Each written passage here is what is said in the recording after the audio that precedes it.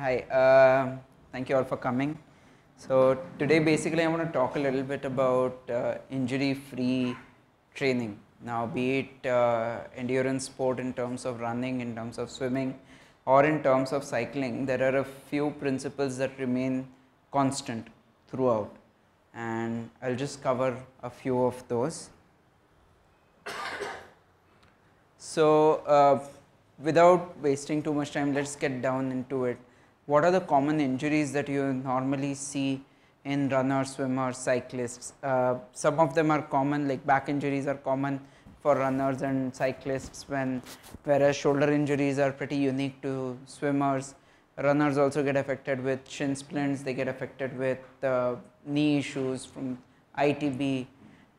We'll just look at all of these quickly one by one and figure out why do you get injured, what do you do when you get injured, and to figure out whether if you are suffering from any of these, when should you ignore it thinking it's a niggle, and when should you actually see a professional about it. Okay. So let's look at one of the first things is shin splints. Lot of people get affected with shin splints. Majority of them get affected with the posterior shin splints. At least that's been my experience working with runners. The anterior shin splints are basically because the bone is under stress and it tries to take the stress as long as possible, but when it can't, there's a little bit amount of swelling that develops within the bone, and that's the anterior shin splints. That's basically because of overloading, and when overloading is the problem, there's no other way but to rest it out. There are a few things that you can do concurrently when you have anterior shin splints or when you have a stress response from the bones. First and foremost, get your vitamin D levels checked. In my experience, most of us, I mean, if we do a blood test for all of us in this room, I would assume, well, almost all of us would be deficient in vitamin D.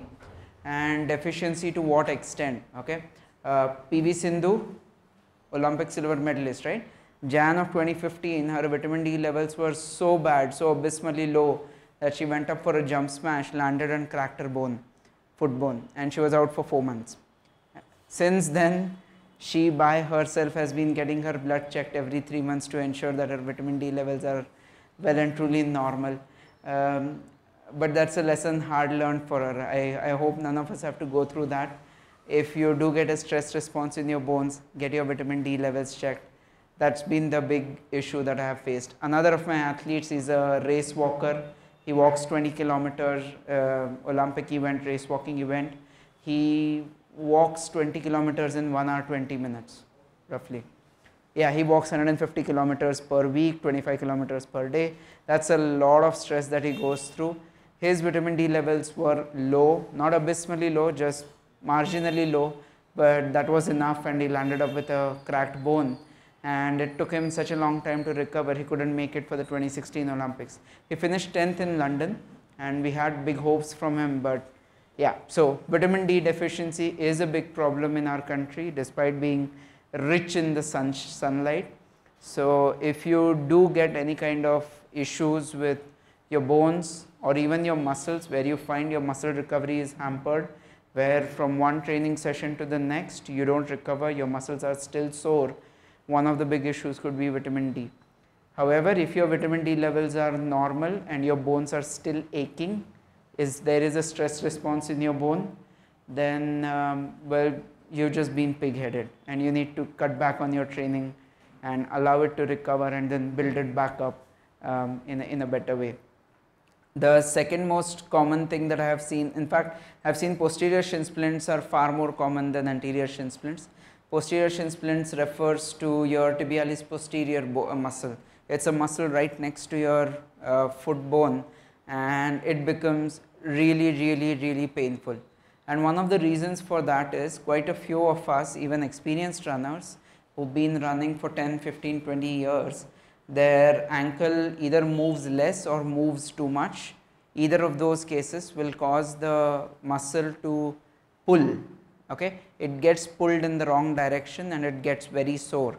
A typical way to know whether you have posterior shin splints is people with posterior shin splints will also have their calves very sore.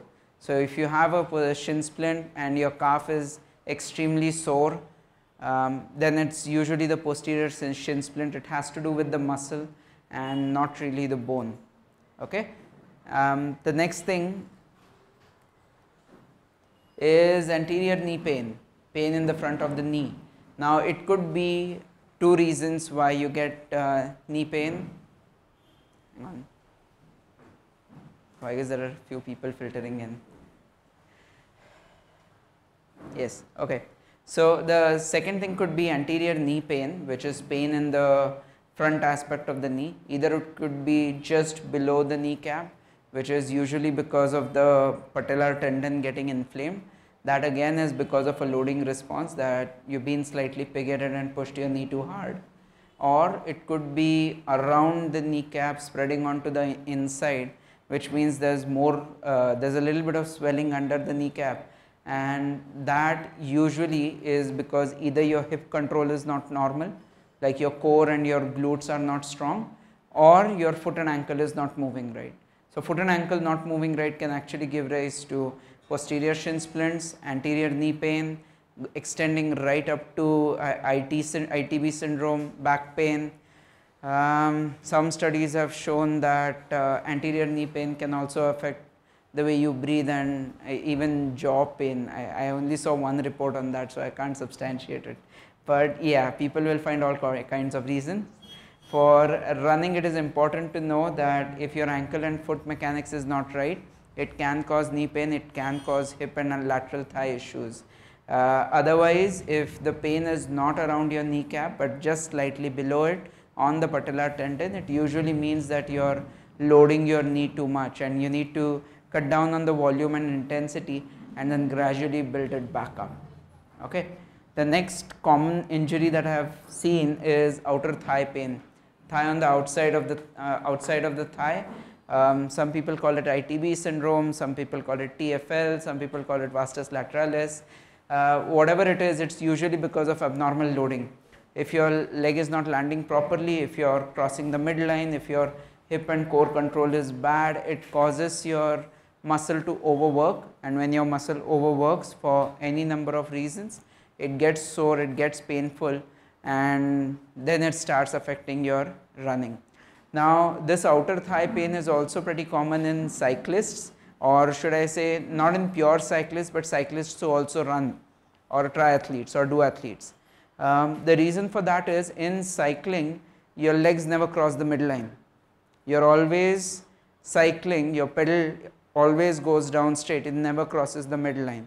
Okay? Because of which the structures on the outside of your hip and thigh aren't as strong as they should be, or they are not used to controlling the legs when in motion. And therefore, when you do get to running, when you become serious about running and cycling, what you would find is, since the races are so organized, I mean if you see the 3 levels that Tritheos has put in, you can find the longest distances are usually covered on the bicycle, right? And you have to spend the longest time on the bicycle, correct? And that means that you are going to be training a lot more hours on the bicycle than on the road, okay? Which also means that your hip and your outer thigh muscles are going to take a beating. They are going to get stiff, they are going to get tight, they are going to lose a little bit of strength, and then when you get to your regular running routines, running intensities, running volumes, you may get a lot of pain. So cycling can cause running injuries and vice versa. If you are a pure runner and you are getting pain on the outside of your thigh, then it's usually either because the hip and the core is not correctly working, or the foot and ankle is not correctly landing. One of those 2 reasons. Okay, make sense? And the next major pain point that I want to cover is back pain. Now in pure runners, back pain occurs when your core and is not working properly and you are doing a lot of uphill climbs. So people who are used to running on flat roads or track, when they get into hill climbing, when they get onto the hill training part of their runs, if their posture is not correct, if they are bending forward too much, they end up stressing the lower back, and which causes pain. This is a mechanical pain, not to be confused with sciatica or slip disc. This is because of bad posture. So you need to correct your posture, maybe cut down your speed, maybe work with a coach, but it's usually because of bad posture. When you get onto the hills, your back starts paining. The other reason why your back can start paining is, of course, hips are weak and foot is not landing properly, where there is a slight imbalance. Another thing I have regularly noticed is people who play a lot of football in their youth. Okay, most people who are footballers, they prefer one leg over the other. Just like you are right-handed and left-handed, you are also right-legged or left-legged. So what that means is that in a match, you are going to kick at least 400, 500 kicks with one leg. Now what that means is, in a match, 400, 500 times, your entire body weight is being taken by the opposite side. Now if this happens in your growing years, when you are growing up from a kid, in your school and college days, your body responds to this added stress by making the legs, that particular leg, longer and stronger. So if someone is right-legged, is a footballer, has been playing through his youth, you would find that the left leg is not only stronger but also longer. Professional footballers can have a limb-length discrepancy of almost an inch or more. It's not uncommon and it is normal for them. So in professional footballers, I wouldn't go around giving insults to correct their limb-length discrepancy, because this is how their body has responded to the stress that their bodies are faced with. But it is common.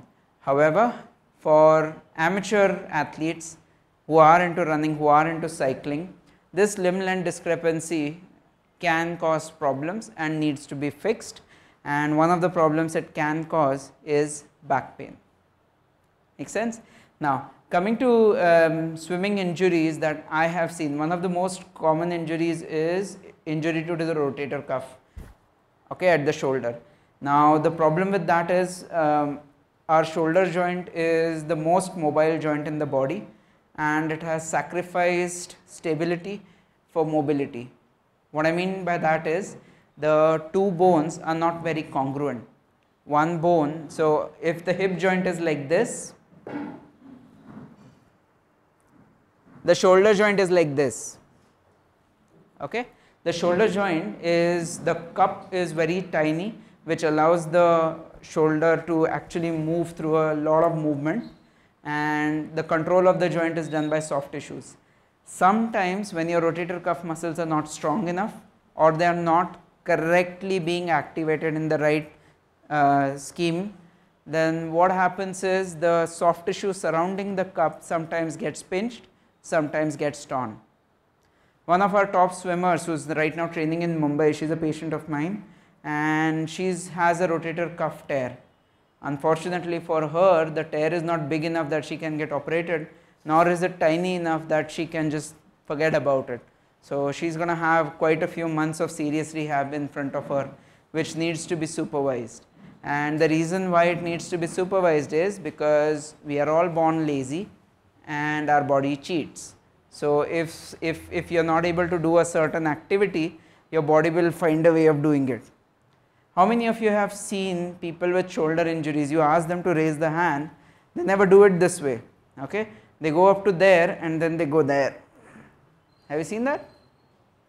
Oh, I'm sure you have. So your body has a tremendous capacity to adjust and adapt and to get the job done, but sometimes it can work against you. So people in swimming, regular swimmers who are trained and are into regular swimming, then the amount of injuries you get are far fewer than the cyclists or the runners. The simple reason being, your body is not under stress as much as a cyclist or a runner would be. You are not taking any body weight on your joints. So whatever injuries swimmers get, especially of the shoulder and neck, are repetitive traumas, and that's because either the technique is not correct or the volume has been high. And it's extremely easy to take care of swimming injuries. You just ask them to take a couple of days off and they're fine, unless they have something wrong like a tear, in which case it does not go off. And when you see a physio and he tests your shoulder, we can easily make out if the movement between the two bones is way more than normal or not, and in which case get an MRI done, see the tear, and then scratch your head what to do next. But anyway, so in swimmers the most common injuries seen are shoulder and neck issues. Neck issues because of the constant turning to take a breath. Again, if you are getting neck pain and you are a swimmer, the neck pain is primarily because your technique is not correct and you need to get that corrected. If you are a regular swimmer who's been trained, I promise you, you should not get neck pain. Shoulder pains are given. When your volume increases, training intensity increases and the muscles take a beating, shoulder pains will be there, but then with rest they should go away. Okay, so these are the some of the basic injuries that I wanted to cover and the reasons for you ending up with these injuries. I think there are a few seats up ahead as well.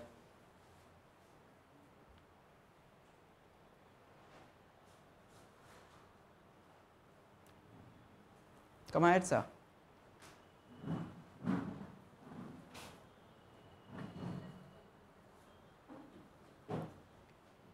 So next thing I want to do, for people who have come in late, we've just covered some of the basic injuries that are seen in running, swimming and cycling.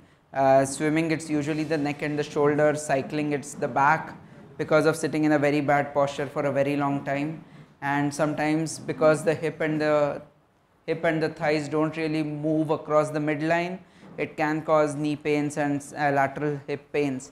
And for runners, it's usually the posterior shin splints that are a major issue, along with anterior knee pain and lateral thigh pain. Okay. Now I was told by Samir that people here understand technical language, and that's why you can hear a lot of Latin and Greek coming out of my mouth. If you find any of the words incomprehensible, you find them Latin and Greek, just throw up your hand and I'll simplify it. Okay. So the next thing I want to cover is what to do when you actually end up with an injury.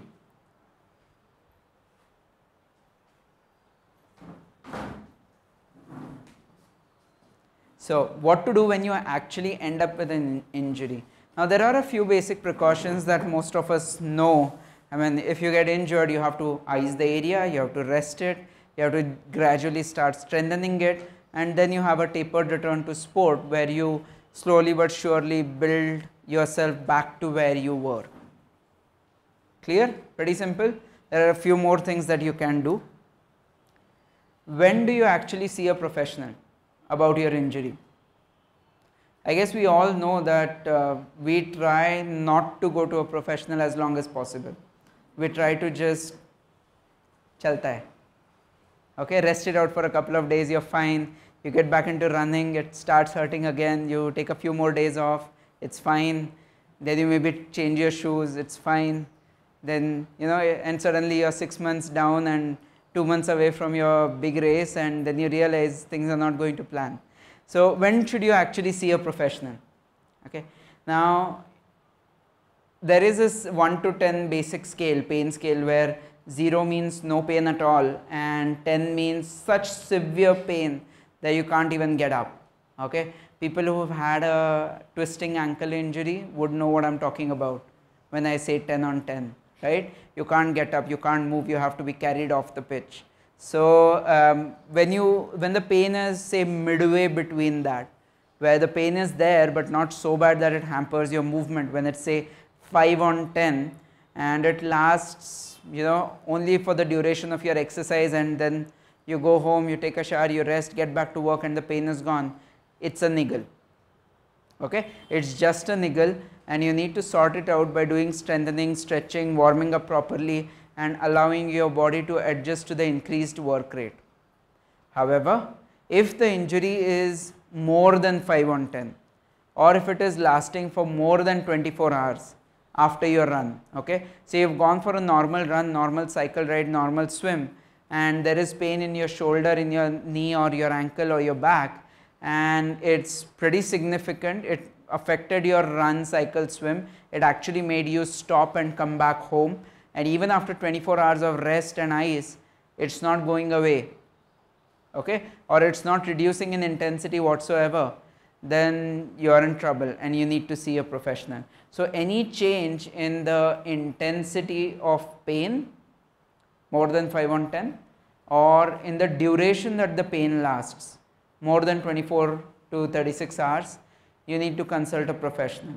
If it's a niggle, if it's a normal training injury or niggle as I would like to call it, the pain would not be severe, the pain would be manageable.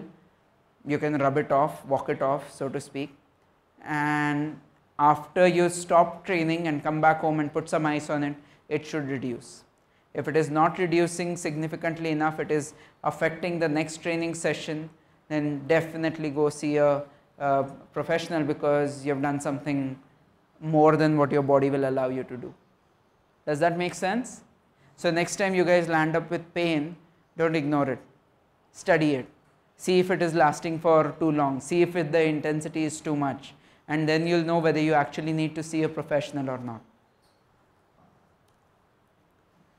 The next thing to do is, say once you have had an injury, you have seen a professional or not, and you want to gradually get back into sport.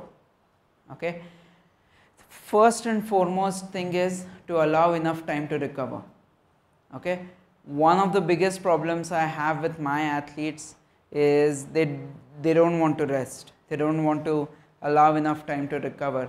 Case in point, one of our boxers, a very, very talented guy in the 81 kg category, before the last Commonwealth Games in 2014, okay, he had a training injury where he basically cracked his wrist.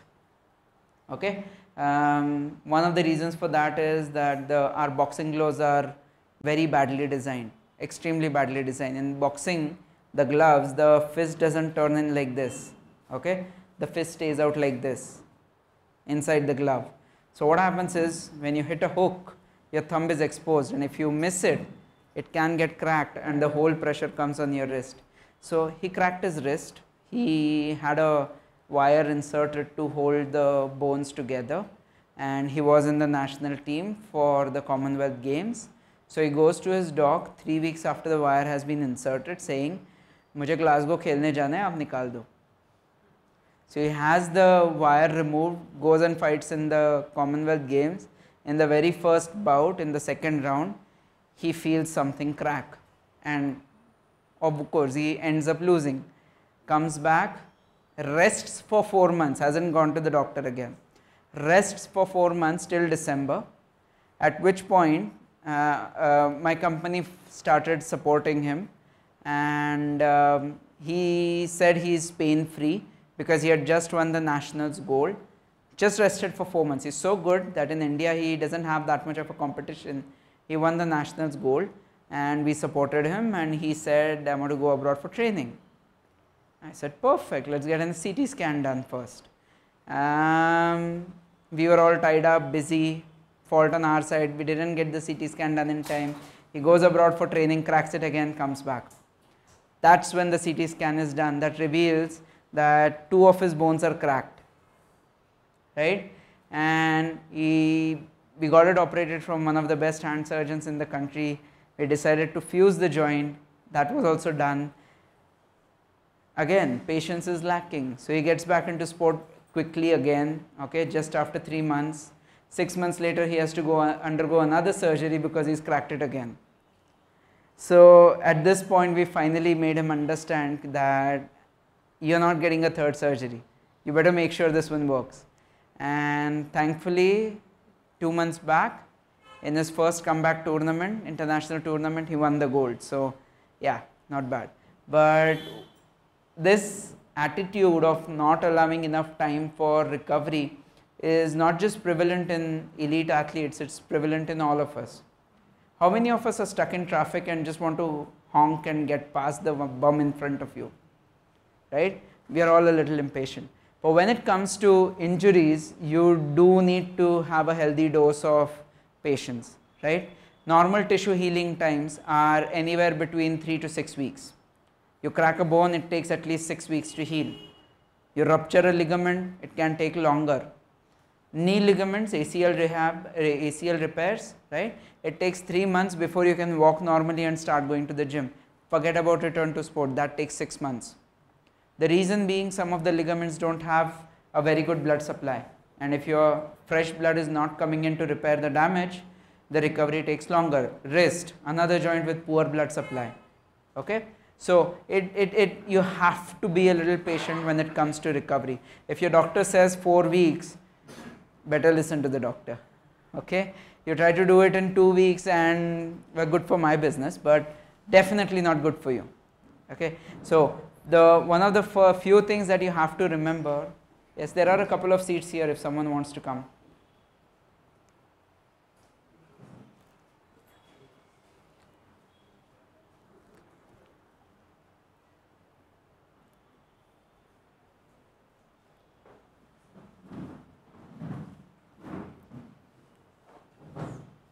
Getting back to it.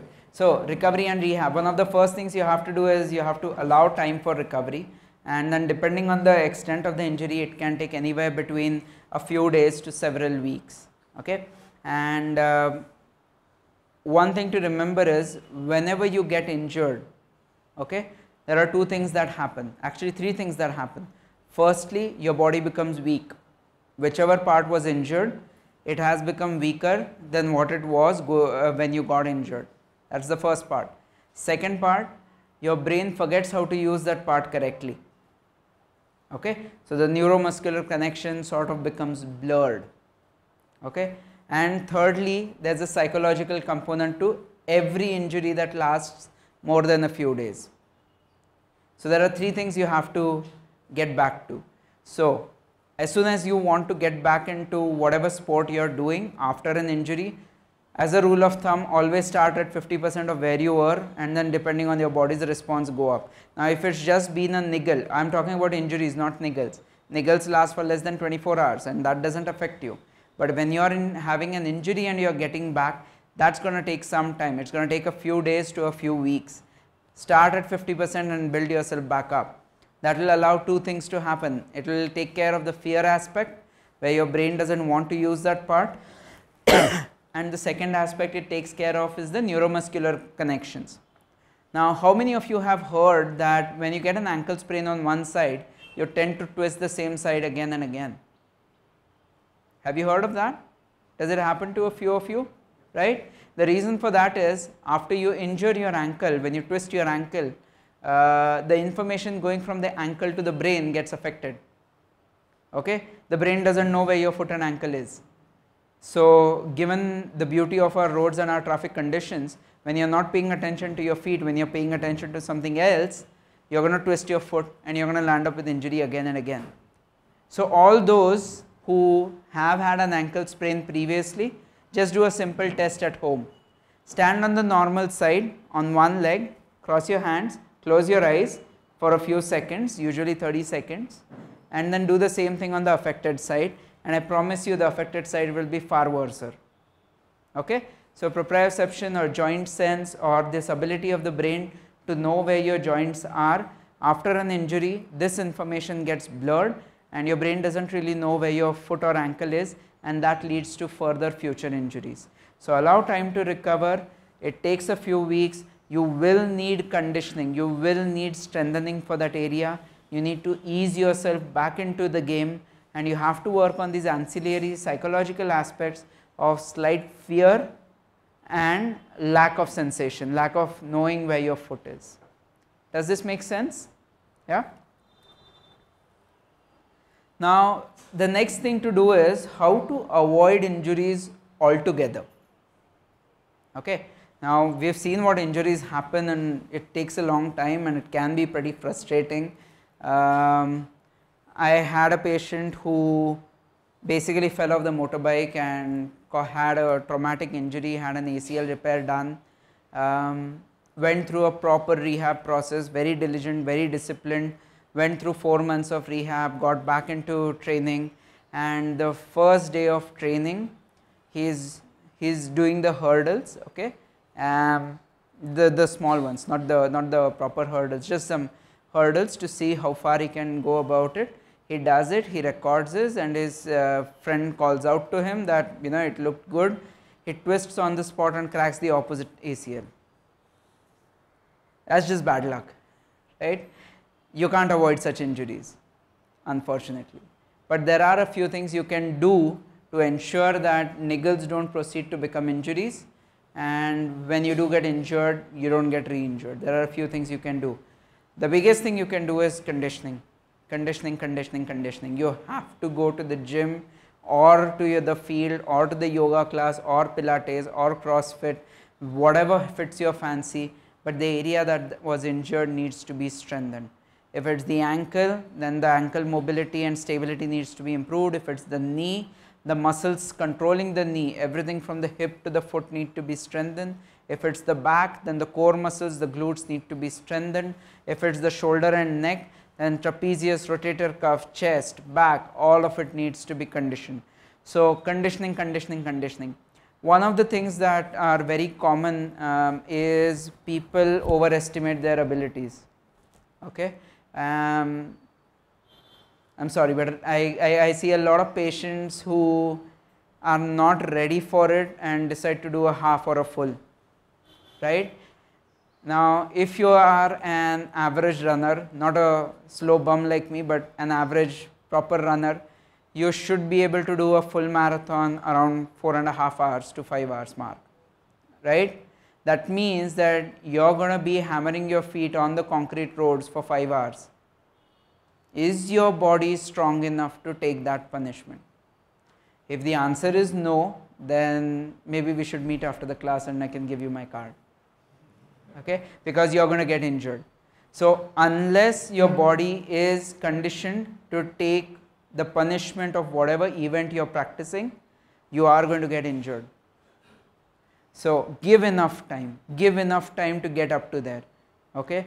I know a guy, a friend of mine actually, he wanted to run the half in Mumbai. God knows how he got registration, never even played Langdi in his entire life. And I think it was sometime in the middle of December that he told me that he wants to run the half next month.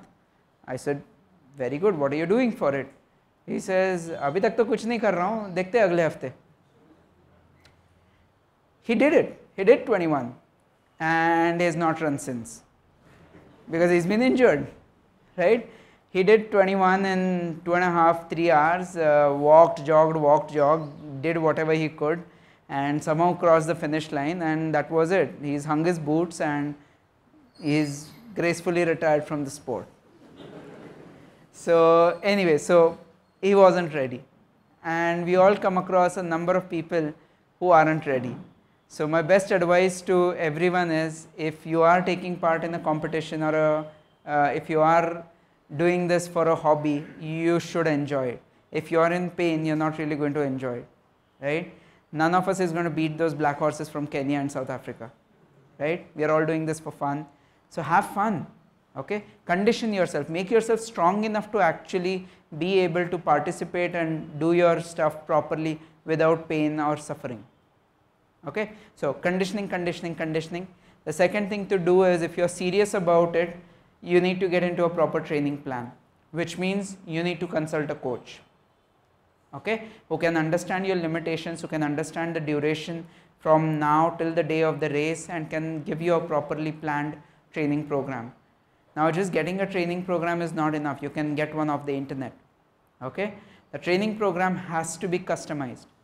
Say for example, if you've had a long week, if you had a very stressful week, you can't do the Sunday long run as per the schedule because your body is not ready for it.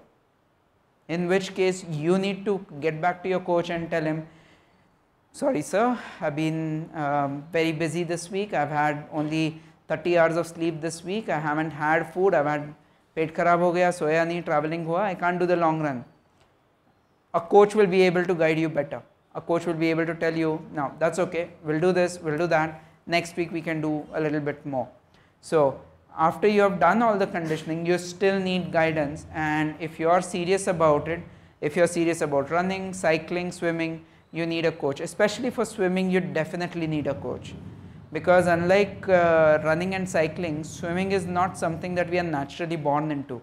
We have to learn, and if the only way to get through water fast is if you swim smoothly. The smoother your stroke, the quicker you will go through it. Water gives you far more resistance than air does. far more resistance than ground does. Okay. So has anyone of you tried in running in water? Right? Can you hit your fastest speed in water running?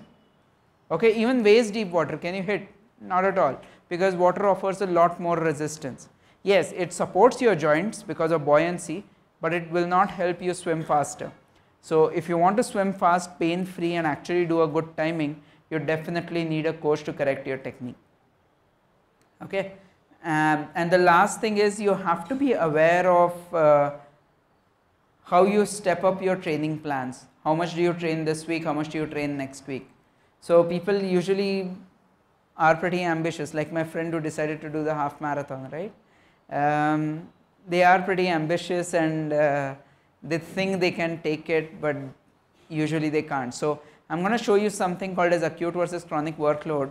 I've been told that this was covered in the last lecture as well, but I'm just going to recap it once because it's a pretty important thing for all of us to be aware of.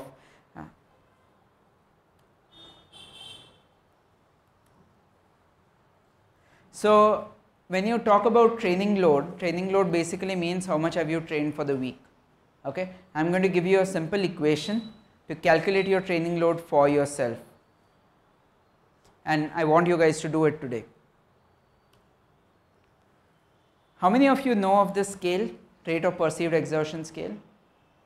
Come on, put your hands up. Less than 10%. Okay. So rate of perceived exertion, basically the original scale was a 6 to 20 scale developed by a psychologist called Borg, and hence it's called the Borg scale of perceived exertion. Basically he wanted to quantify effort. Say for example, I make someone stand here and I give a 2 kg dumbbell in one hand and a 3 kg dumbbell in the other hand, and I ask him to close the eyes and I tell him, can you quantify how much is the weight difference? I doubt the answer I will get is 1.5 times, because we don't perceive effort in terms of numbers. We don't perceive efforts that 3 kgs is 1.5 times of 2 kgs. That doesn't happen, right? We base our perception of effort on our feelings. So how do you quantify feeling? And this was the question that Mr. Borg was faced with. He wanted to come up with a scale where if he asks someone, how do you feel? And they say, okay, I'm feeling a little tired. He wanted to assign a number to that feeling of little tired. Or someone says, nah, this is too easy. He wanted to come up with a number for the feeling of too easy. And therefore he came up with the 6 to 20 Borg scale. And in the 6 to 20 Borg scale, the numbers actually double. So if you say something is fairly light, it would be 8. If you say what is the double of fairly light, somewhat hard, right, that would be 16. But then using the 6 to 20 scale was not very, well, it has its own problems when you try to use it in numerical terms when you are doing statistics, and that is why it was modified to this 1 to 10 scale. And if you can see on the screen, every single number has a activity level assigned to it. And the way you use this scale is, say today you go out for a 5K run. When you come back, you have to ask yourself, how hard was it? I don't want numbers, I want the feeling. How hard was it? And say you say that was comfortable, that was fairly easy. Now if you say comfortable and fairly easy, what number would you assign to it?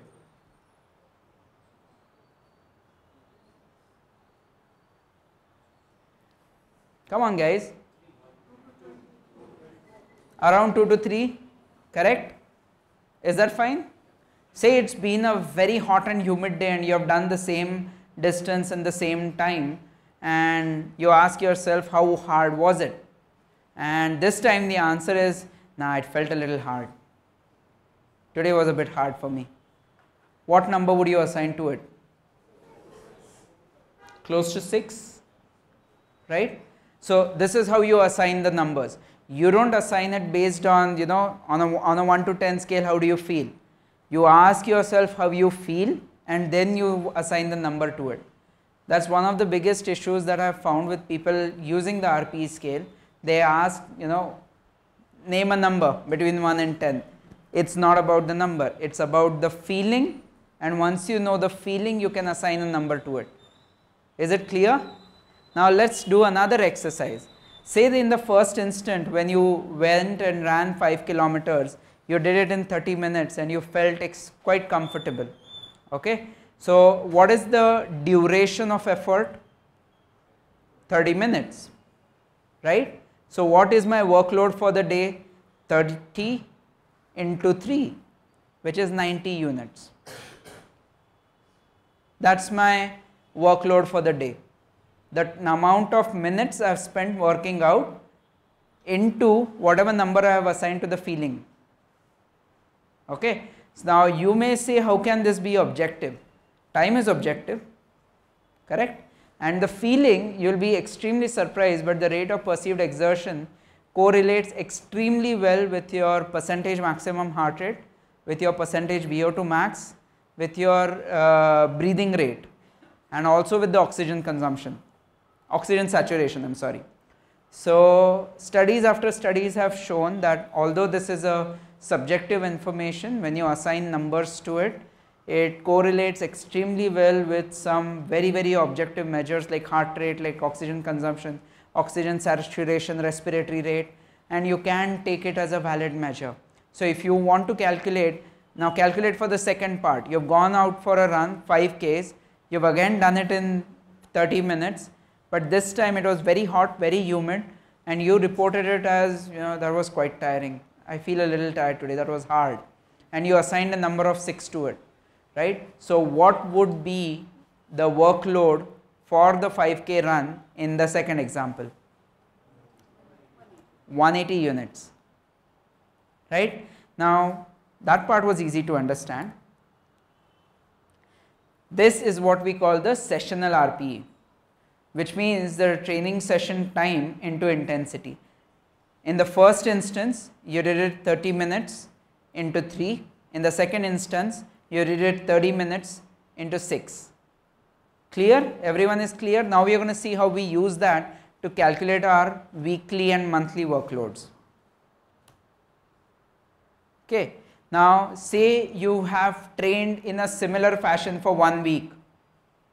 Okay. So you did 90 units today, 90 units tomorrow, 90 units the day after, and you had 5 such sessions in the week. You just tally it up total, and that's your total workload for the week. Does that make sense? So today you went for a run, 5Ks, 30 minutes, you felt it fairly easy, you ended up with 90 units. Tomorrow you went for a cycle ride, you did 40 kilometers in 1 hour 10 minutes and you felt very comfortable. So that's 70 minutes into whatever number you assign. The third day you go for a swim for about 50 minutes and you felt fairly comfortable. So that becomes your 50 minutes into whatever number you assign. You calculate it up for the week and that becomes your acute workload or workload for 1 week. I know, going a bit over the head, right? It will make sense soon, right? Basically what I am trying to quantify is how quickly you can go up and how quickly you can come down.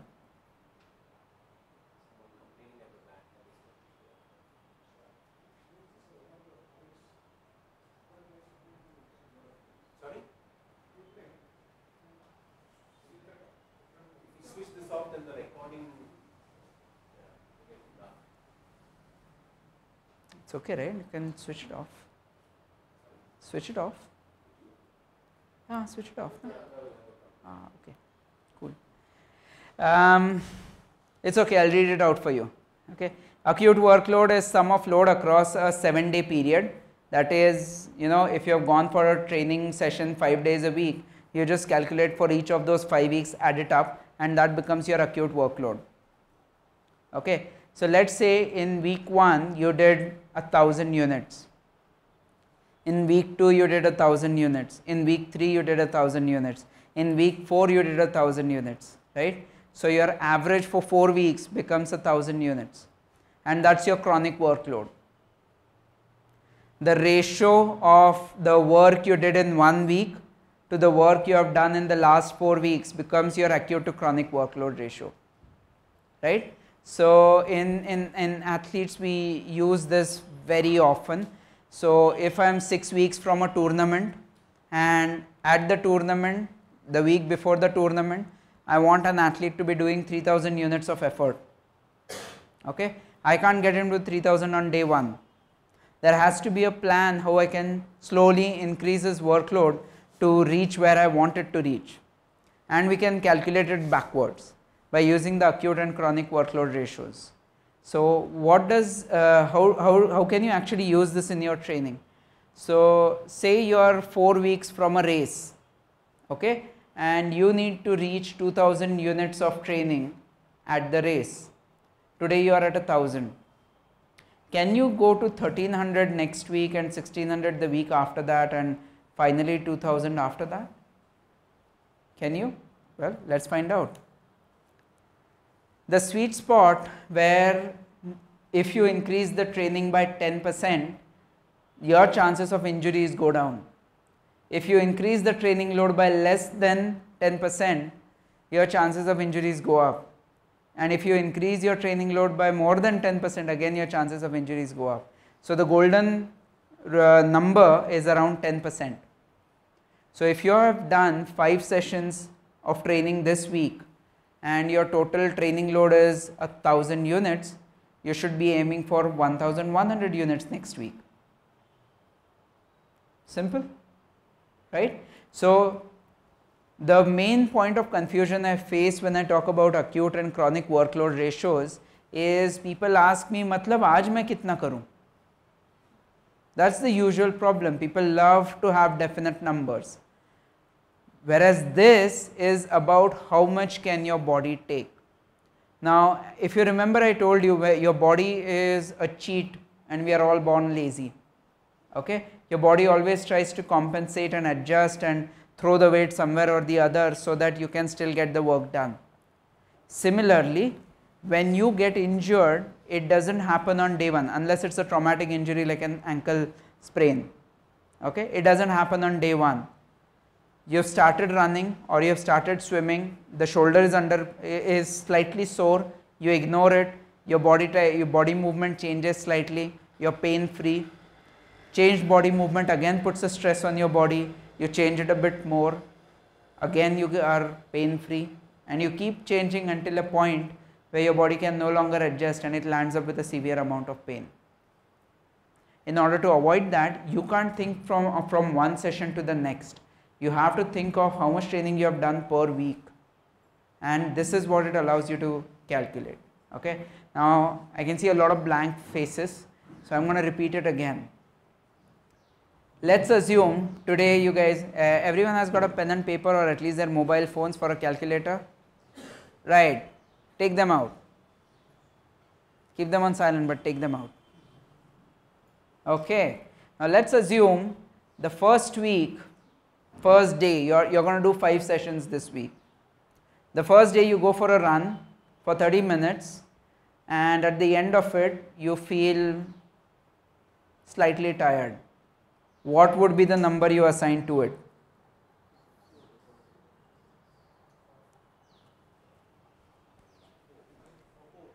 4.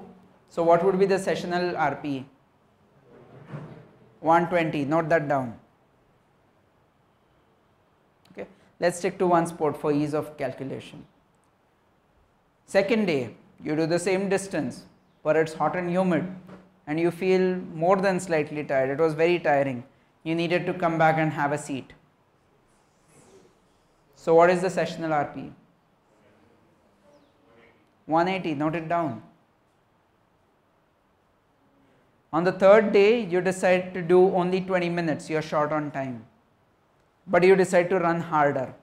So at the end of it, you feel the same amount of fatigue you did the previous day. So what's the sessional RPE? Note it down. Fourth day, you decide to skip it. You take some rest.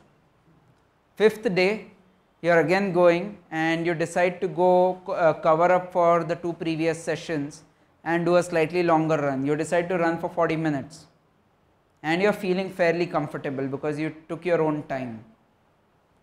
What would be the number you assign to it? 2 or 3? let's say 2. Okay, so what's the sessional RPE? 80, note it down. And on the last day, because it's the end of the week, you decide to go for a long run and you do 1 hour of running.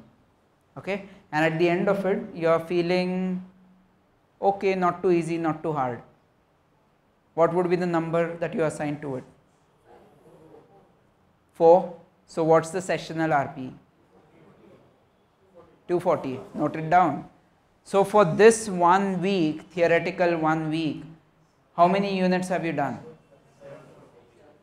Sorry? 740. Has everyone got the same number? Right. Now I told you that the sweet spot is if you increase this workload by 10%. Not by 15, not by 20, not by 8, but by 10%. So what workload should you aim for in the next week? Right, correct. So that's what you need to do next week. So if it so happens that the first 3 days you've gone for longish runs, okay, which have taken a lot of time and your RPE is high and you have already crossed 700 units in the first 3 days itself, but your target is 814. So what will you do the last 2 days? Will you still go just as hard? No, you have to bring it back down, because today you may be able to do it, but next week you will get injured, which is good for my business, but not good for you. Okay, so this is a simple calculation. You need to figure out how much have you done this week, increase it by 10% next week. Does that make sense? Okay, it's as simple as that. Ask yourself, how long have you worked out? How did it feel? Based on the feeling, assign a number to it, multiply it, and you know the sessional RPE, calculate for the week, increase it by 10% every week. And beyond that, catch a coach and let him scratch his head what to do next. Yeah. Surprisingly, yes. Yeah, surprisingly, yes. Although there is one factor, age. So kids tend to recover way faster than adults. And the magic number, as per my experience working with all these athletes, is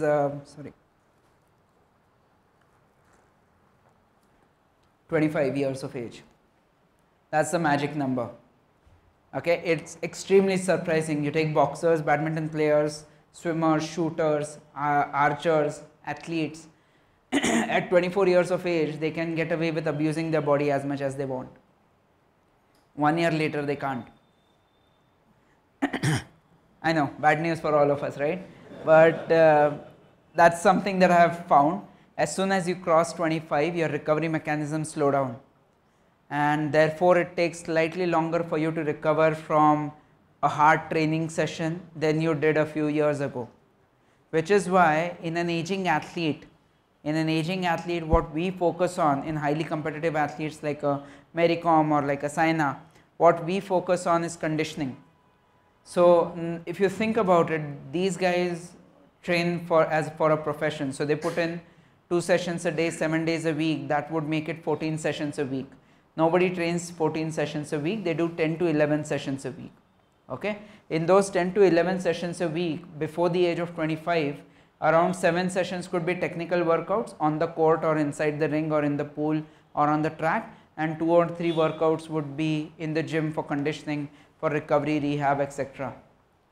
Once they cross 25, the ratio changes.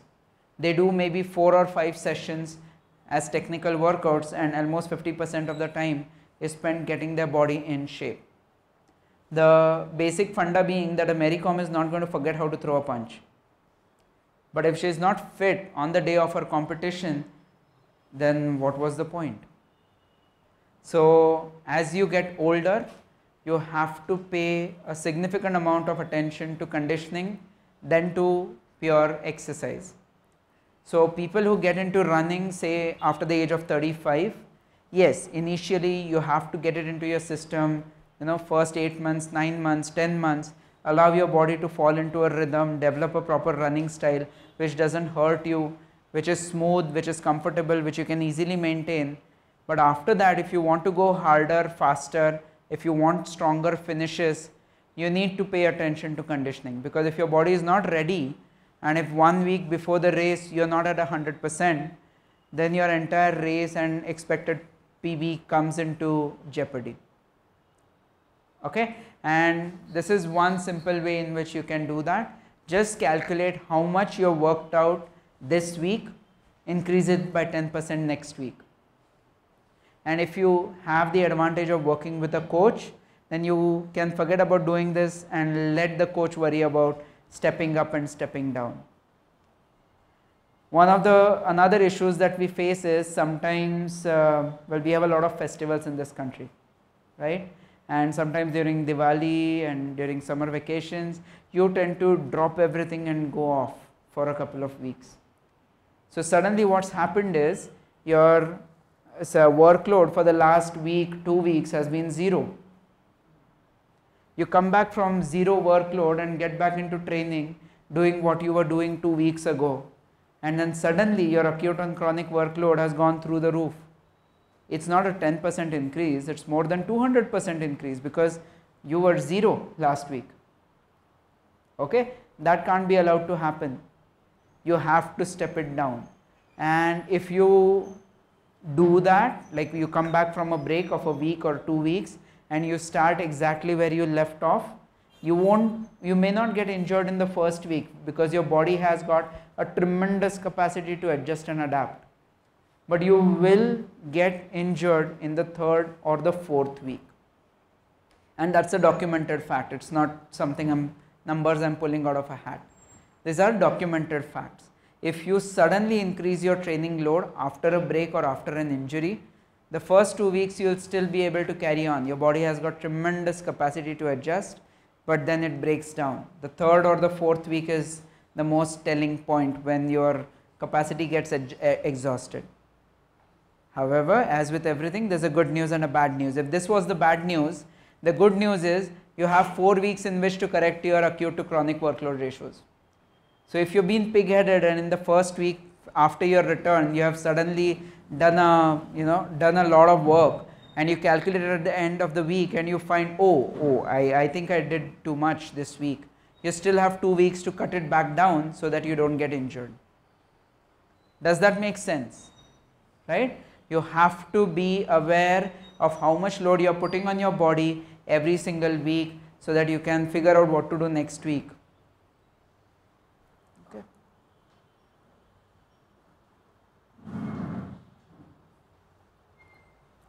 I have a graph here which shows the effect of detraining and how long it can take for you to come back. Now say for example, if you take 2 weeks off, okay, and you do 0 work in those 2 weeks, your capacity actually falls by around 80%.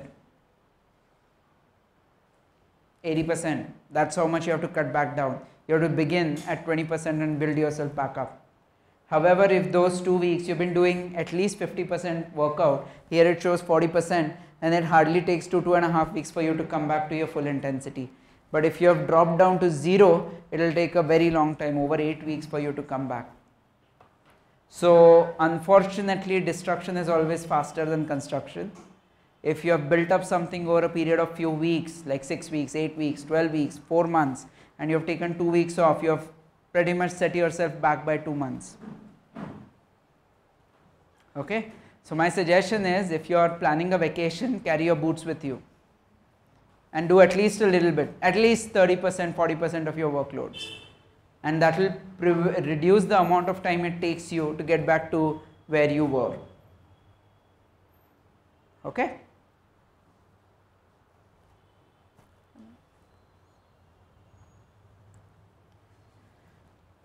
Now the last thing I want to touch upon before we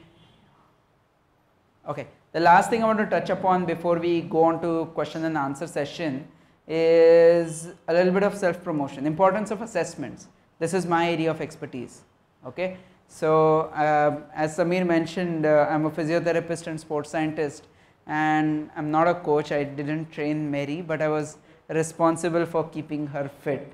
What it meant is making sure that she recovered on time. Samir has seen Mary train, the kind of intensity she puts in, and before the Olympics, the last week before the Olympics, the intensity was so high that she was training for about an hour and 10 minutes a day, 10 minutes of sprinting in the morning, 1 hour of boxing in the afternoon, but she recovered 12 hours of sleep to recover from it.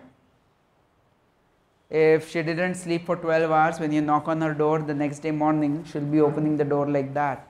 That means you have to give her a longer warm up, taper it down, check her weight, check her nutrition, check her hydration, give her a little bit more time off, maybe ask her to go get a massage, hajar different things you have to manage. Okay, so anyway, so how do we know how much to push athletes? How do you know how much to push yourself?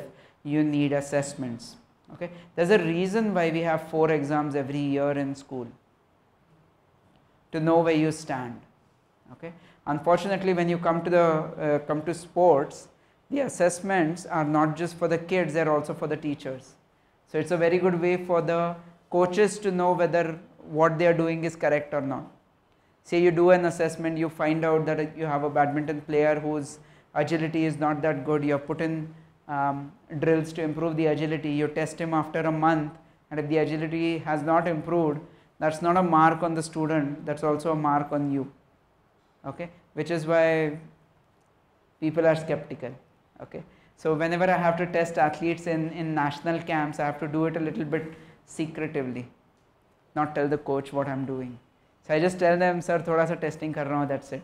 I don't tell him what I'm testing for, and I don't give him the reports because they don't want to know. Some of them do, but most of them don't. So basically, if you know where you stand today, you will be able to avoid future pitfalls. Let me give you an example. Let's take a common example of someone who wants to run a half in January at the stand chart. I'm from Bombay, so I'm going to talk about stand chart Mumbai Marathon. Anyway, so 21 in Jan is what they plan, and they start training in July. As soon as the registrations are done, they buy their first pair of shoes and they get started. And in November, late November, when they increase their volume and intensity of runs, that's when they get injured. The problem may have been that either their gait wasn't right, their shoes weren't correct, they weren't in proper conditioning, they weren't ready for such a distance, hajar different things. But can you correct them in end of November for a race in January? Difficult. But suppose you knew of this way back in July, can you correct it then at the start of training? That's what assessments does for you. If you do a check regularly, you can know where you stand and how to go ahead without injuries and making sure that your performance keeps on improving. If you don't test yourself regularly, be it whatever, say a coach wants to do a 5K run to see how you're doing, or maybe you go to a path lab and get your blood tested to check your vitamin D levels.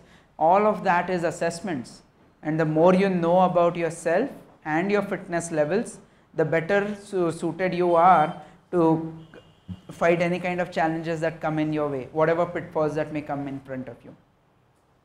Okay, so assessment actually helps you understand, future pitfalls and how to avoid them.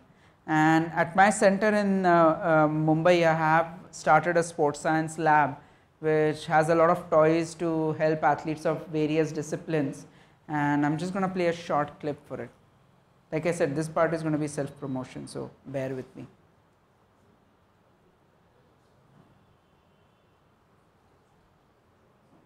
काय करूं?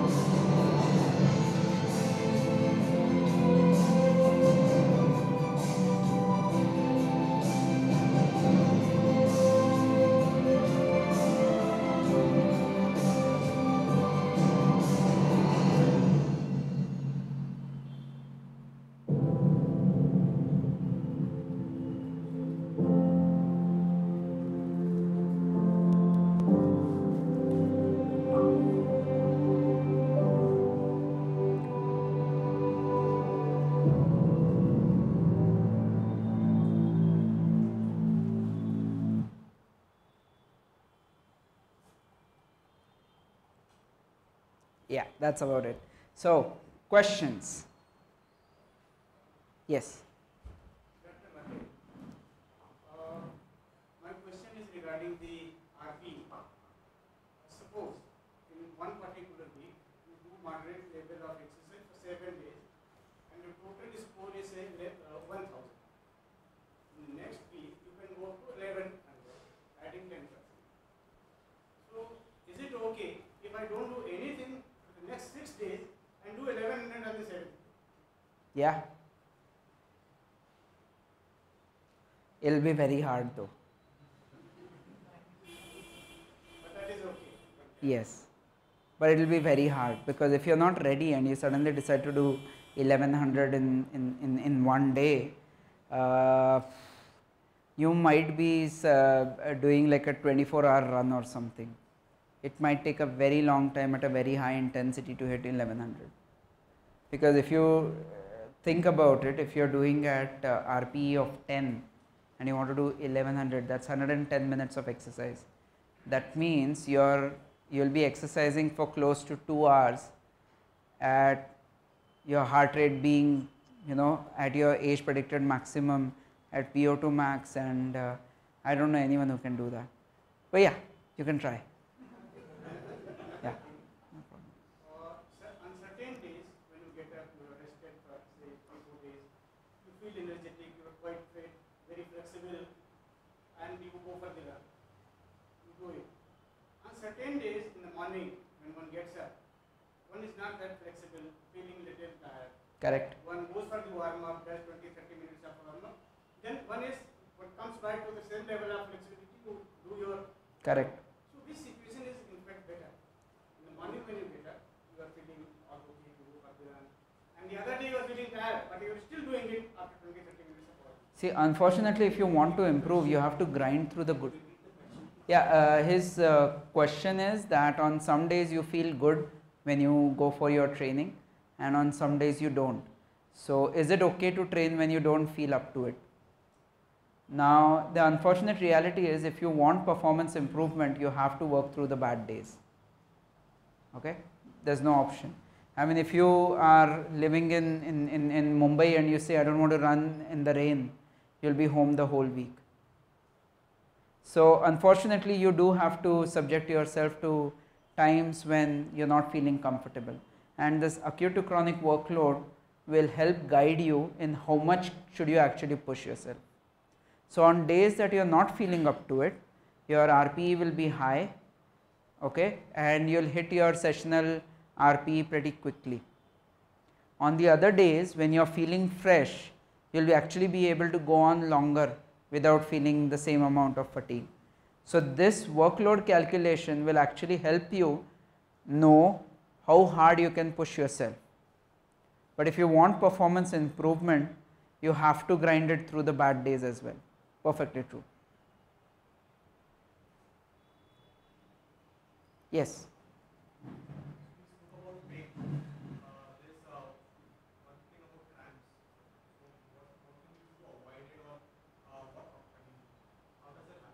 Okay, he's asking what happens when you get cramps, how to avoid it, how to take care of it. You can sit please. Cramps are actually a multi-level issue. It doesn't just happen in the muscles, it happens all the way from the brain. So, one of the reasons you get cramping is dehydration, lack of electrolytes in the body, etc., etc. And it's usually a good indicator for you to stop doing the activity whatever you are doing. Okay. Swimmers tend to get cramps more. The simple reason being, when you are in the water, you don't realize how much you have dehydrated. There's water all around you, right? But in water, you also sweat quite a lot. As I said, water gives you a lot more resistance. So you have to work harder, you sweat a lot, you don't feel it because you are in the water, and after some time you end up feeling cramps. Now, if you are in a race and you start getting cramps, what to do then? If you are in a training run, you can call it quits. You can have a sip of water, you can sit, you can stretch, you can go back home, rest it out. But if you are in a race, what to do? Now, studies have shown, and again, please take this with a pinch of salt. It's not a overall recommendation for everyone, just people who are desperate to get it done. most of the cramping that happens doesn't happen at the level of the muscle, it happens because of central fatigue. So over the many years, athletes have developed a simple trick, brain ko buddhu banao. So what you do is you gargle vinegar and you spit it out. That noxious stimulation, okay, of vinegar in your mouth, within 30 seconds the cramps are gone. In a recent cricket match between India and Australia here in India, okay, David Warner was suffering from cramps, and you know the pickle that is available outside, आपलं लोणचं नाही, pickle, okay, with the vinegar in it. He just took some pickle juice, gargled it, spit it out. Within 30 minutes, 30 seconds, he was running between the wickets, no problem. So again, it's not a recommendation for everyone, but if you are in a desperate situation where you are in a competition and you want to get it done, you want to finish it, and you are bogged down by cramps, something like this can help. Okay. Sorry? Okay, that's a good question. Yeah, where do you get vinegar from? I'm sorry, I can't help you with that. If you're desperate enough, you'll carry it in a small bottle. Anyway, sorry. One person at a time, please. Yes. One more question to bring us from my understanding of workload. Is it the aggregate of all type of training? Yes. Yes. It is weight training, then next day, Yes. and exercise. Yes. Weight training, cycling, swimming, jogging, running, staircase climbing, hopping, skipping, boxing, whatever. Yeah. Somebody is already doing all this type of exercises and has got a good score. You have a recommendation to the percentage increase, the sweet spot is 10%. So do you recommend the 10% increase for that person as well? Because it will be too much of a. So if someone is already, yeah, the question he's asking is if somebody is already doing a lot of effort and is already reached his peak, would I still recommend an increase of 10% for that person? It all comes down to where do you need to be for the competition that you have planned. So if you are doing the Tritheus try in November and in October you have already reached the level you want to reach for the try, then it comes down to maintenance. In which case your 4-week average from October till November has to be around 10%. Because if you drop the level or increase the level by too much, you will suffer with injuries. So you can either keep the level around the 10% mark, so allow yourself a little bit off, a little bit more, a little bit off, so that the actual average for the month stays around 10%. You can do that. Okay. And that's the second thing, and you'll probably need the help of a coach to do this, is not to peak too early or peak too late. And this workload ratios can actually help you with that, to not peak too early or peak too late, but on an individual basis to keep doing all those calculations might be a bit tedious, so it's best left to a coach to figure it out. Yeah. Yes.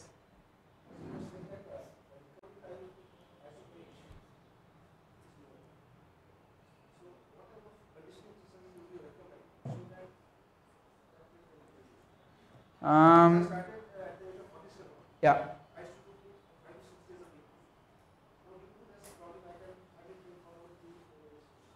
Yeah.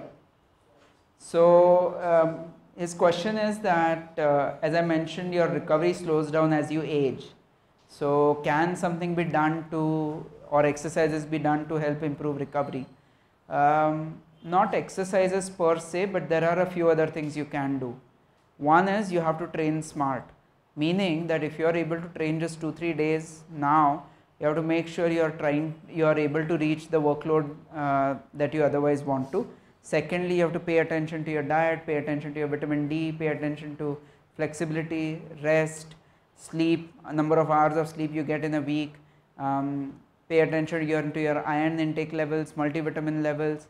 So there is a lot of stuff you can do, and just by ensuring that your vitamin levels are normal, your protein intake is okay, you are doing your proper warm-ups, proper cool downs and stretches, you should be able to do whatever you need to do. Now can you do 5 days a week? Maybe not, but can you do whatever you want to do? Most definitely. Yes, sir. I have a question on assessment. So when you talk about assessment, what exactly does it does and how important is it? Like, Okay. it is important, of course, but Correct. like when you keep repeating the load, your running form is not correct. You're just doing the wrong thing more often. Correct. Right? So chances of injuries also increase. Right. So when you talk about assessment, what all does it take and Right. So he's asking what all does assessments come under assessments, and how does it help you? To give you an example, so a basic running assessment that I would run in my setup would be would consist of 3 parts. First part would be a joint and muscle screening, where I physically test each and every joint, the muscles, the nerves, the ligaments, to see that they are all working fine, whether right left imbalances, if there are any, whether there are changes in your leg length. All of those things would be the first part, which will identify most of the injuries that you could have going forward, because as the volume and intensity increases, if there are slight discrepancies, those get magnified. So you can spot them early. That's the first thing, and these can be corrected with a proper conditioning program.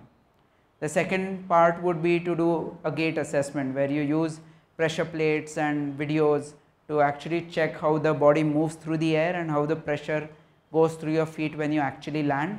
So this can help in, yeah. So after you see how your leg is moving through the air, and whether your pelvis falls, whether your knee rock backs, or what kind of a foot landing do you have, whether your foot when it lands and goes through, is it moving properly, that can all guide you into if any changes need to be made to your gait, if any changes need to be made to your footwear, if any changes need to be made to your conditioning plan. So that again helps in that. Yes. second question, so how much time do you take if someone wants to come and get this done? It takes Some kind of an exercise routine that they are yeah. going to correct it. So yeah, so and the third part of that assessment would of course be the Vo2 assessment, to see how your exercise physiology is performing, how your lungs, heart and this. The total time required for the assessment is about 45 minutes, and then it takes another 45 minutes to compile all the reports, and another half an hour to explain to you what has been found and what you should be doing next, so that you keep on improving comfortably without pain. So I normally tell people who want to come in for assessments that block 2 hours of your schedule, so that we can do all the assessment, the reporting, let me explain to you everything, so that when you come in and when you leave the lab, you actually have a good idea of where you stand and what you need to do to reach wherever you are. Yes.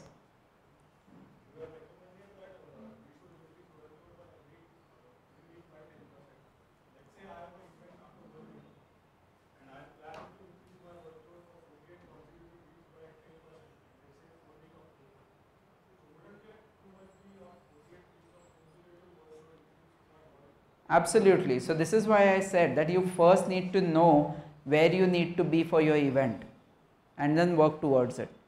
So what I mean to say by that is, if you are 4 months away from an event and you need to be at a certain workload to compete or complete that event properly, and if you are starting 2 years before that event, makes no sense.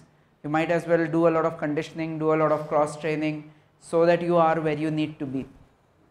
So if you're going to have, if you have a lot of time in your hands, then you don't actually have to increase by 10% every week. You could do cross training, you could do conditioning more, you could do flexibility exercises, you could understand more about the sport.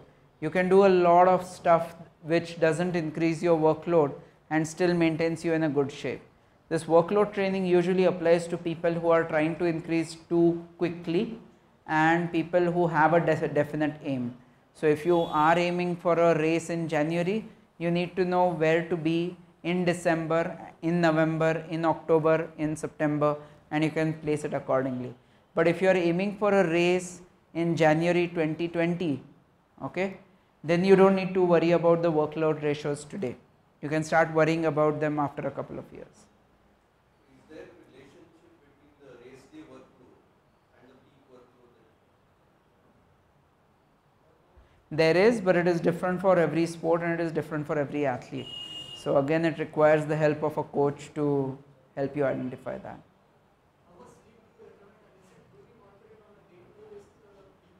So usually people aren't able to monitor it on a day-to-day basis, which is why I give a approximate guideline of 45 to 50 hours minimum per week. But most people are not even able to do that much, and that affects their routines and their fatigue levels the next day.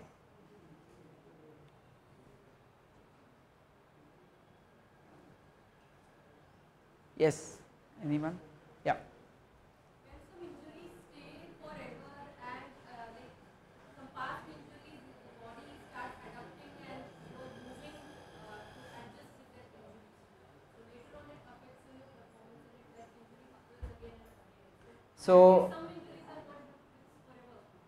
So can you like train differently and learn to live with that? So if it's an injury which is non-traumatic, non-operative injury, okay, something like say muscle pulls or back pains, which are unrelated to any changes in the body per se, they don't last forever. They can be corrected, and you can definitely prevent them from recurring by doing a conditioning plan. Like I said, even a bone heals in 6 weeks time. Okay. However, if you have altered biomechanics because of any traumatic injury or any surgery, then that may require some specific conditioning to control the effects of that particular condition. And I use the word control, not correct. Because if your body has been altered surgically or because of some trauma, wherein maybe the bone has not fixed itself in the correct position, maybe it's slightly twisted, that will cause changes. So with conditioning you can control it, but should your conditioning go down or your workload go up more than what your body is ready for, the injury will reveal itself. But if it's a non-traumatic, non-surgical issue, then you can definitely correct it and control it with conditioning. Yeah. Generally, the younger people are fitter, they are faster, more flexible than the older are. Yes. Generally. But some of the older people are fitter, faster than many youngsters. Absolutely. And that's a problem with my generation actually, that we are the lazy bums. So that is my question is it possible theoretically at least to continuously keep on improving? Say one starts at the age of 50 and every year he is only increasing in his performance and not going down with the increasing age. Yeah, possible. But you will hit your physiological limit beyond which you can't improve.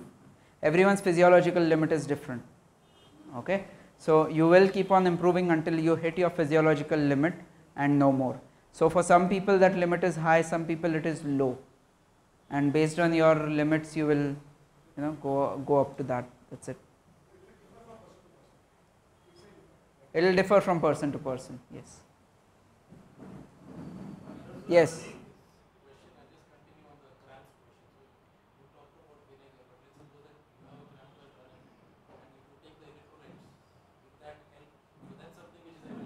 Yeah. So his question with was in relation to the cramps. You don't have vinegar, will electrolytes help? Not really. What happens is, the reason why the cramps go away when you take electrolytes is because you stop running.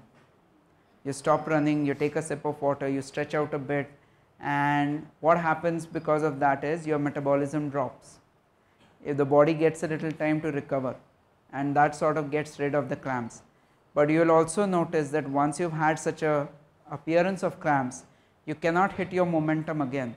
So you either have a spate of walk jogs or walk sprints or something like that, and you're not able to maintain a consistent steady speed. And that is another occurrence which tells you that the muscle cramps are just a symptom of overall fatigue and not exactly to do with the muscle. Yes. A lot of people they take painkillers, sprays, for example, cramps. So his question is, what about painkiller sprays for cramps? What happens when you spray a painkiller spray? It feels either hot or it feels either cold, right? So it distracts the brain. Yes.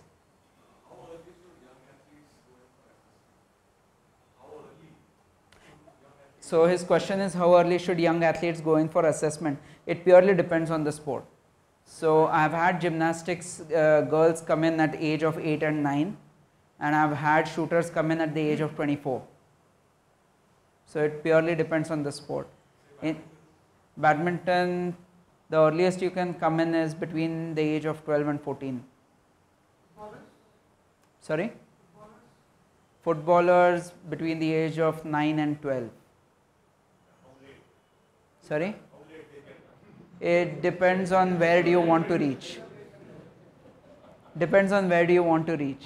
You're talking about people who are aiming high, then you have to come in early. If it's a hobby sport, you can come in any time, no problem. How do we compute the peak level score? We have to do half marathon around 40 minutes. Sorry? How do I calculate my peak load? Suppose I am to do a half marathon, say around 40 minutes. So how do I try to achieve that?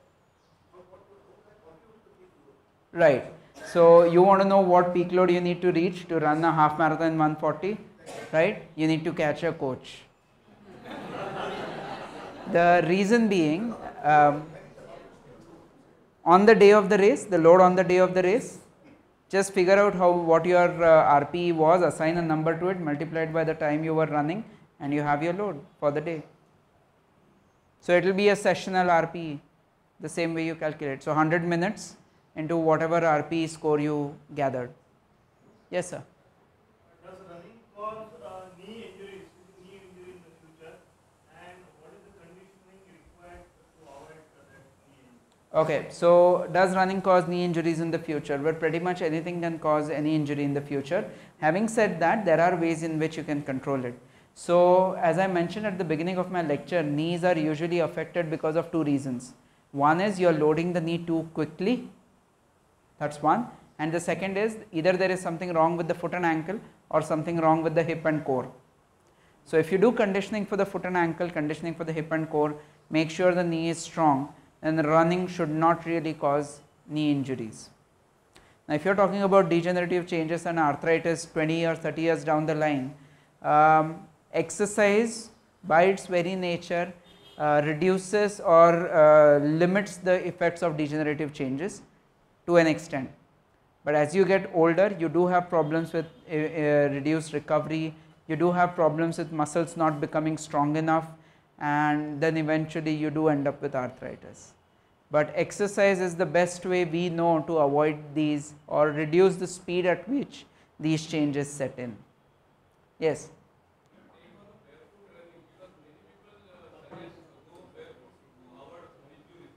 Sorry, can you repeat that please?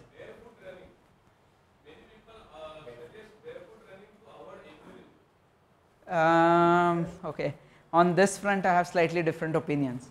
The reason being, if you are not used to it, if you are not used to barefoot running ever since you were a kid, or if you take it up in adulthood and you don't allow enough time for your body to get used to it, you will land up with injuries. It's all about letting your body get used to it. So I know a few people who took up barefoot running after the age of 50, and they gave 2-3 years to allow their bodies to get used to the new pressures, and they can run without pain.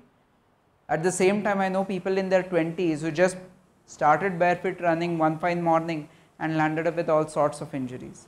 So I think it all comes down to one, what you are used to, two, how patient you are, you can be.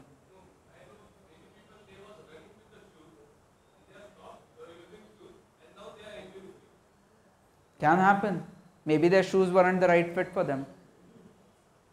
Because when you start running bare feet, the gait changes big time. The way your foot lands, the way the weight transfers from one leg to the other, it changes big time. Maybe the shoes they were wearing weren't correct for them. But then I can't say that definitively because I haven't seen them. Yeah. Last year I have completed 21 kilometers in SCM. Whether I can continue this year because I am now 71. Wow. What do you think, guys? What is the criteria of completing this? Test for this. So how do you feel? Very comfortable. Then go for it. Thank you. Yeah, the question was that he's 71 now, he did the half in SCMM last year, and he is wondering if he can do that this year.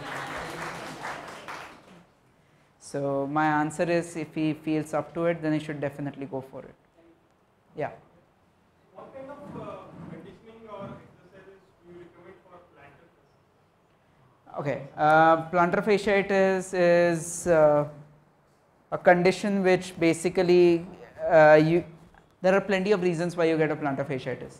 One of the most commonest reasons is that your midfoot mobility is too high. If your midfoot mobility is too high, it stresses the structures around that area, including the plantar fascia, plantar plate, tibialis posterior, and you end up with all kinds of pain. So you have to figure out what's going wrong and fix it. Okay, and very rarely is it because of the calcaneal spur, although calcaneal spur is very common.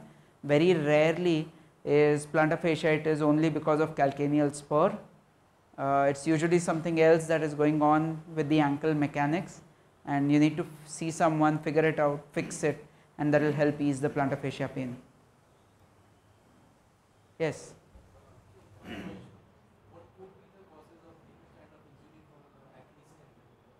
So the question is, what could be the causes for Achilles tendinitis in running? As with patellar tendinitis, the answers are two reasons. One is either you are loading it too much, or the mechanics is not right, in which case again it is being loaded too much. The word you used in your last sentence, starting with a C, something. Calcaneal spur, quite a few people on their x-ray you can see a pointy little bone at the bottom of their heel. So people call it calcaneal spur and they say bony outgrowth हुआ है इसलिए pain हो रहा है. Yeah. Yes.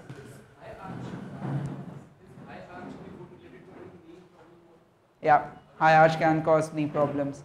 So it's actually pretty wrong to say that only flat feet people have issues. Okay, even high arch can give equal amount of issues. Yeah. What is the contribution of inner sole of your shoe on the knee pain? Okay, if it's his question is what's the contribution of the inner sole of your shoe to knee pain. Now, if the inner sole of your shoe has come with the shoe, precious little. The reason being, your body, your knee or knee takes 5 times your body weight, your ankle takes 7 times your body weight. There are 26 bones underneath your ankle. Below the ankle joint there are 26 bones and 33 joints, sometimes 37. And the thing is, all these parts are moving independently and together, and they are taking almost 8 to 10 times your body weight. So if you weigh 70 kilos, that means 700 kilos of pressure every single step you run. No insole that comes with the shoe is strong enough to take that load. Okay, so the insole itself does precious little. However, if the shoe design is such that it alters the way your foot lands on the floor because of the way it is built, the arch or the cushioning, that can cause a difference to the knee. Not because of the shape per se, but the shape of the shoe when your foot lands on the floor, because if your foot doesn't land on the floor correctly, it can have implications all the way up to your diaphragm.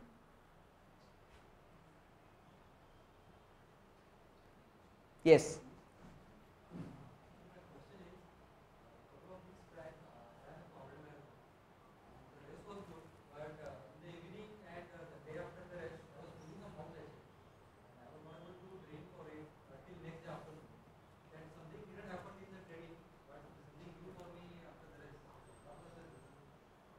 I think I'll have to meet you after the race to just understand a bit more clearly your problems. Okay, thank you. Yes? So what are the normal causes for piriformis syndrome and how do we actually get rid of it? So piriformis syndrome, again it's twofold. One, it's either coming from the bottom or it's coming from the top. If it's coming from the top, it's basically because your core and your hip abductors are not working properly and your pelvis is moving more than it should, which causes stress to the piriformis, which is the muscle that goes from your sacrum to your femur. Okay, and the second cause is the foot. So just 3 days back I had a shooter come in, very good shooter, world championship bronze medalist this year. Her ankle mobility was poor, because of which her knee was getting hammered. So look at the chain. First the ankle mobility is poor, because of which she started getting knee pain, and the third station on this train was the piriformis. She landed up with piriformis syndrome.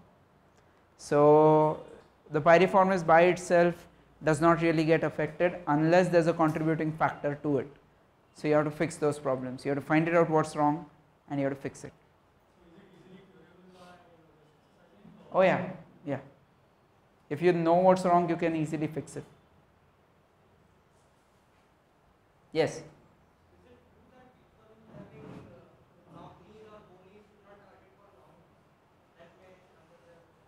It depends on the reason for knock knees or bow knees. So if your knock knees or bow knees are because of age related conditions wherein the joints are worn out, then yeah, you should try not to run too long or too hard without adequate conditioning in place, and even then be aware that your knees are not normal. Yeah, especially if the knock knees or bow knees are because of age.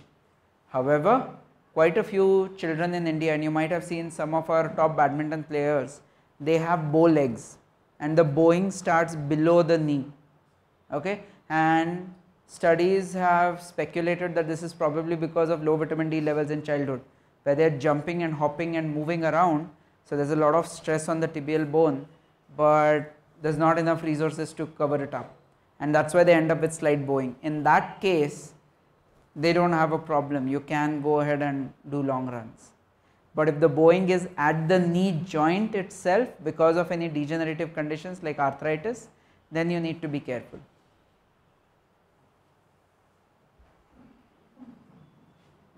Yeah.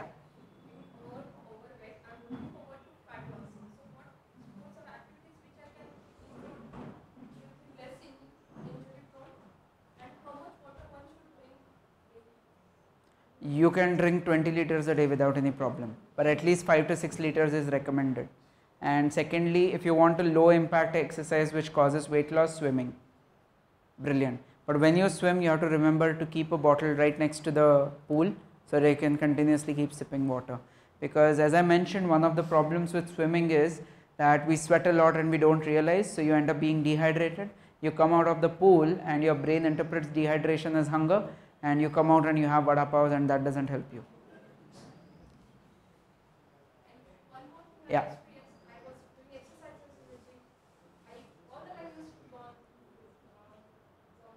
Yeah.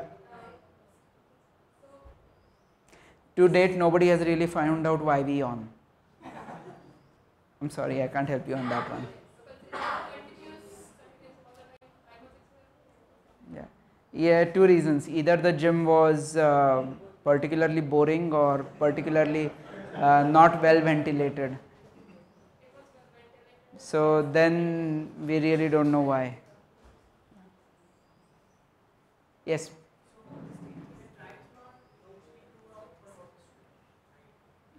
Can you be a little bit louder, please?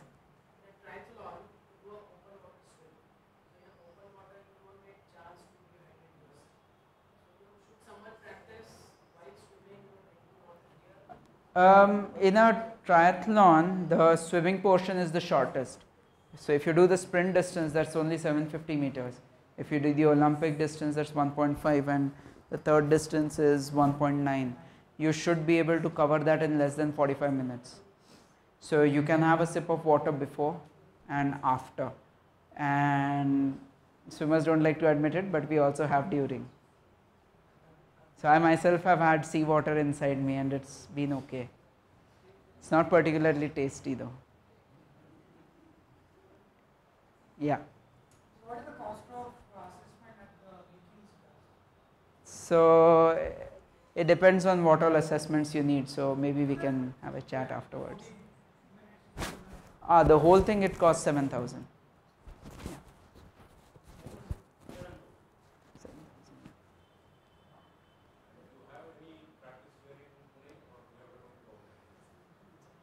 Not at the moment, hopefully soon. Your address, you can share with us. Like we need our Yeah, I'll provide that to you. As you mentioned, vitamin D is important. Other like calcium and vitamin B12 drugs. So in my experience with all the athletes and everyone else, all the patients, I found our calcium is usually normal, most of us, okay. Calcium is usually normal, we get it from several sources, from milk, from coffee, from tea, from हजार different sources. Calcium levels are fairly normal.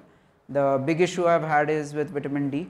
Vitamin B12, I haven't seen a problem with people who eat non-vegetarian meals. In vegetarian meals also, people who consume enough quantities of green leafy vegetables, I haven't come across people with B12 deficiency. But B12 being low or deficient is fairly common in people who work in high stress situations where the meals are not properly regulated or who are eating junk food. In those people, B12 levels can be low, right. McD's doesn't have too much of B12, and in which case the nerves become a little sensitive. So something that should hurt a little hurts a bit more, and that's a dead giveaway that your B12 might be low. Yes. Yeah, yeah, we do. Like I said, it's all about what stresses your legs were under when you were growing up. Like I said, professional footballers, their one leg may be shorter than the other by an inch. Yes, but that may be normal for you. So just because you have a limb length discrepancy doesn't mean you have a problem. It could be an adaptation and it could be normal for you. Okay. Yeah, yeah, absolutely. Okay, yeah. One is if one has a flat foot, do you suggest orthotics for that? Does it hurt? Yeah, it hurts for it. Then we need to figure out what to do about it, and if required, give an orthotic. Not every flat foot needs an orthotic because it may be normal for you. It may be the way you've been walking for 25-30 years of your life. So why would I change it? Unless it is causing a problem. Second question is, if one has had a stress fracture, does it mean that it will reoccur? Does that 10% rule apply? Yeah. So if you have had a stress fracture in the past, you have to ensure your D levels are normal. You have done proper conditioning and you increase your workload in a systematic manner. Yeah. That's what we did with Irfan, by the way. It's just that the time between his fracture and the time it took for him to hit his peak was a little longer than what was allowed for qualifying for the Rio Olympics. But in February of this year, he competed and he won an international tournament, and he did it in 1 hour 20 minutes and 25 seconds, 20 kilometers.